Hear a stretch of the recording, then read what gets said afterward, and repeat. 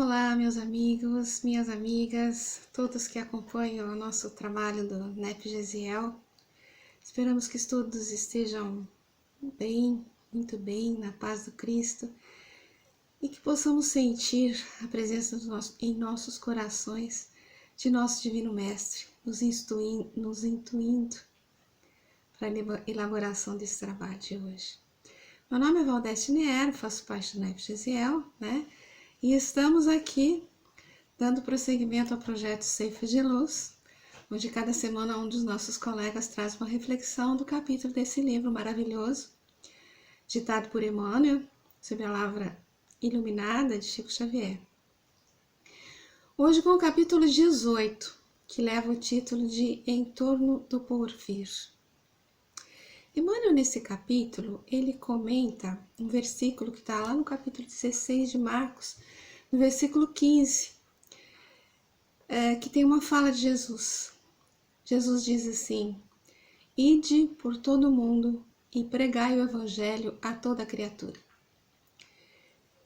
Essa fala de Jesus acontece em uma das suas aparições após o Calvário, quando ele, observando ali a incredulidade de vários discípulos, censura a incredulidade e a dureza do coração deles, e diz esse versículo: Ide por todo o mundo e pregai o evangelho a toda criatura. O que seria o sentido dessa palavra pregar? Na verdade, a gente pode dizer que pregar vai muito além de simplesmente falar, palestrar, discursar sobre os ensinos de Jesus. Pregar é revelar a grandeza dos princípios de Jesus nas próprias ações diárias. Aquele que apenas se envolve em discursos maravilhosos, sem atos que comunguem com a elevação dessas palavras, acaba se expondo ao ridículo e à negação, pois se trata de uma imensa contradição. Muitos se têm dedicado ao desenvolvimento intelectual da Terra, mas os verdadeiros discípulos do Cristo, eles se dedicam àquela filosofia edificante, da renúncia, da bondade, que tem que refletir nas suas ações aquela experiência divina daquele que preferiu a crucificação ao pacto com o mal,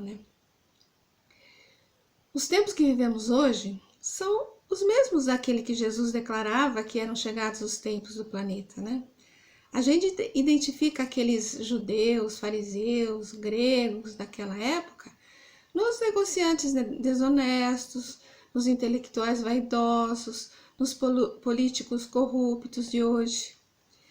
Agora, a mensagem do Cristo, ela é universalista, mas ainda a gente tem muitos dos nossos irmãos alheios a ela, que precisam dos que possam transmitir o ensinamento do Mestre com o verbo santificado das ações testemunhais. Portanto, quando ele fala, ide por todo o mundo, ele nos lembra que nós não podemos nos esquecer dos que ainda estão muito distantes da mensagem divina.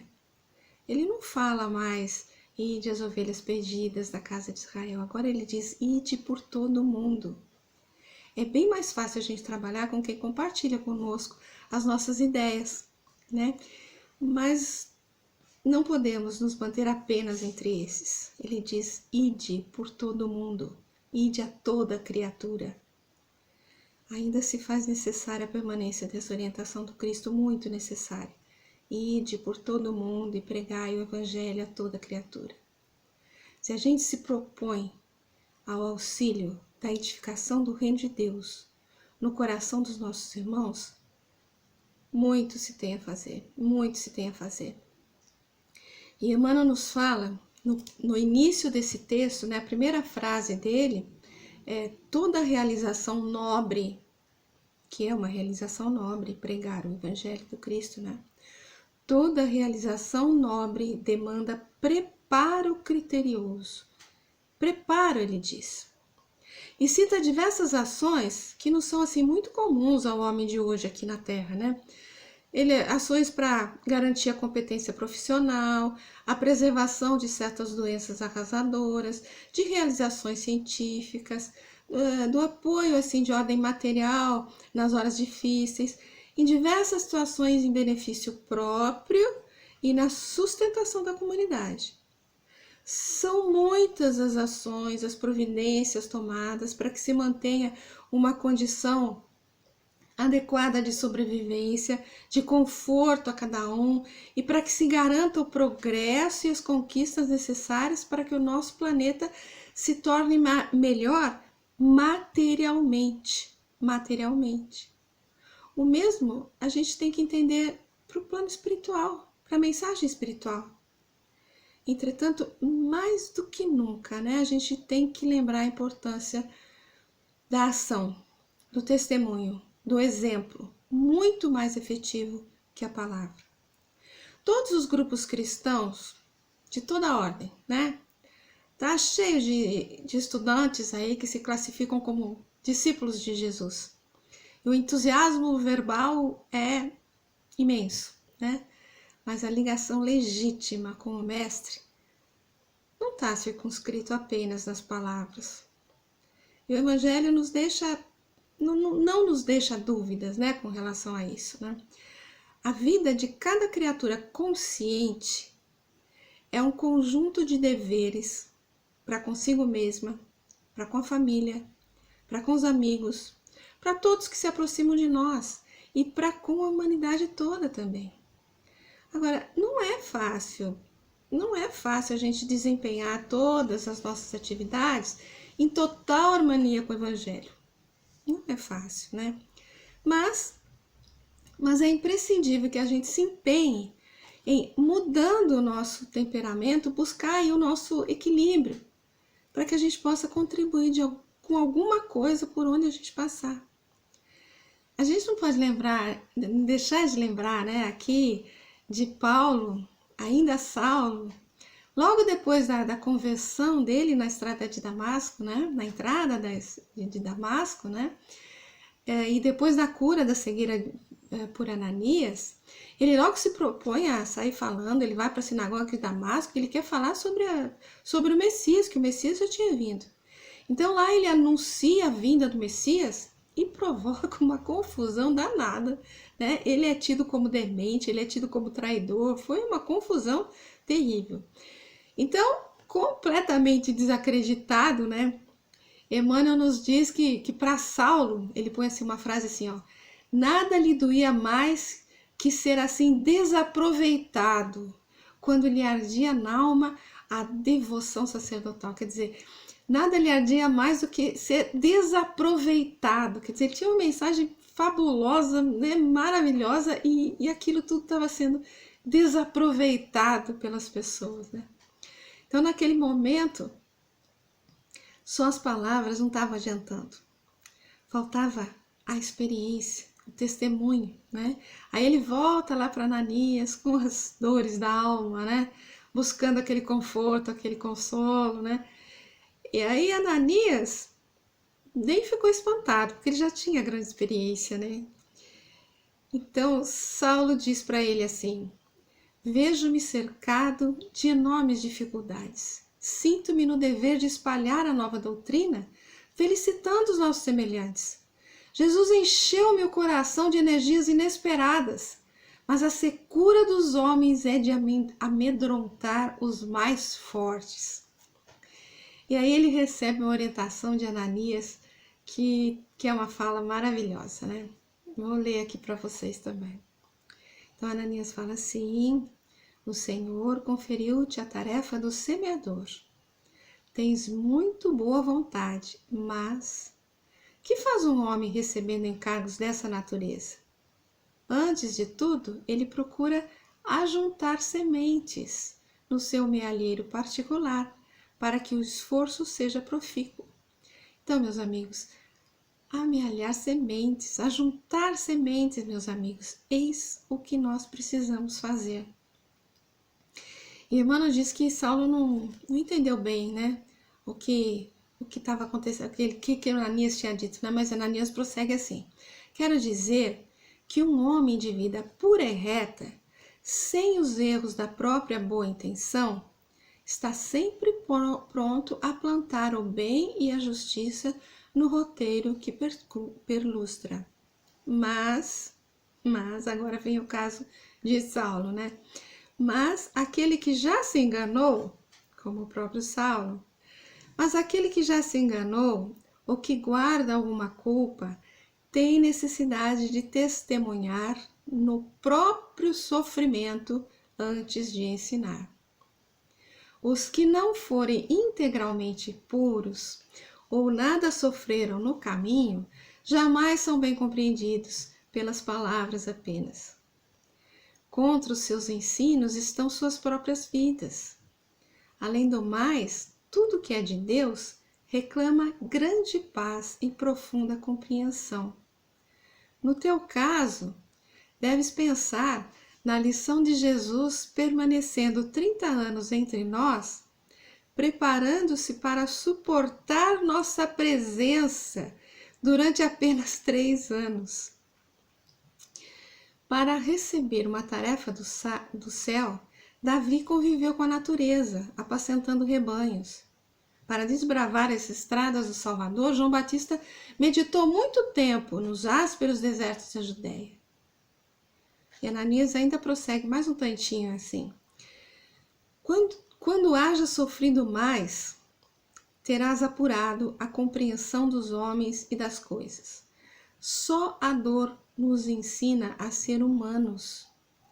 Quando a criatura entra no período mais perigoso da existência, depois da matinal infância e antes da noite da velhice, quando a vida exubera energias, Deus lhe envia os filhos, para que os trabalhos se lhe enterneça o coração.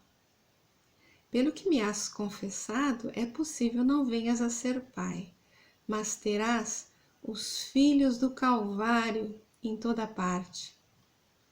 Não viste Simão Pedro em Jerusalém rodeado de infelizes? Naturalmente encontrarás um lar maior na terra, onde serás chamado a exercer a fraternidade, o amor, o perdão. É preciso, olha só, é preciso morrer para o mundo para que o Cristo viva em nós. Lindo esse texto, né? Esse trecho. Resumindo, meus amigos, se a gente quer atender a esse chamado do Cristo, ide por todo mundo e pregai o evangelho a toda criatura, a gente tem que amealhar sementes, juntar sementes. Nós não podemos nos esgueirar da convivência sadia que nos traz experiências, do estudo que nos traz conhecimento e do bom combate que nos traz sabedoria. Que nos sintamos preparados ou não, nada nos impede de buscar que cada uma das nossas atitudes seja vinculada ao Evangelho do Cristo. A gente está numa seara onde o Senhor nos permite semear aquilo que a gente quiser para o nosso futuro. Então, tudo que você plantar vai representar tudo que você deseja para o teu futuro. Mas você tem que cultivá-las. Agora, sejamos cientes, né, que todos os nossos atos, todos os nossos pensamentos são sementes que a gente está plantando para o nosso futuro.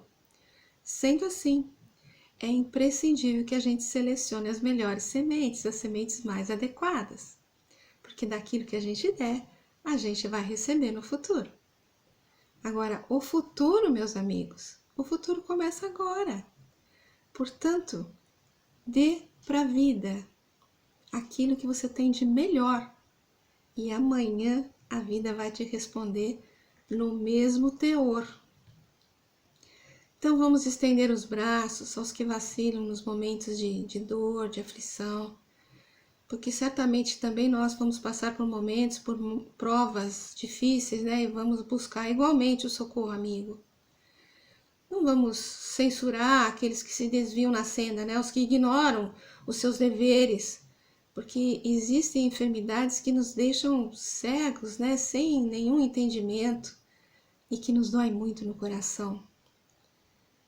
vamos nos propor a auxiliar quantos pudermos, zelando pelo bem de todos.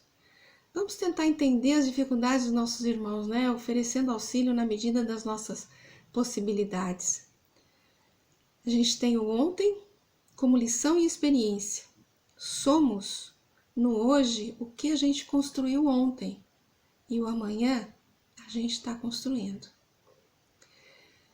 Então, Emmanuel encerra o texto, né?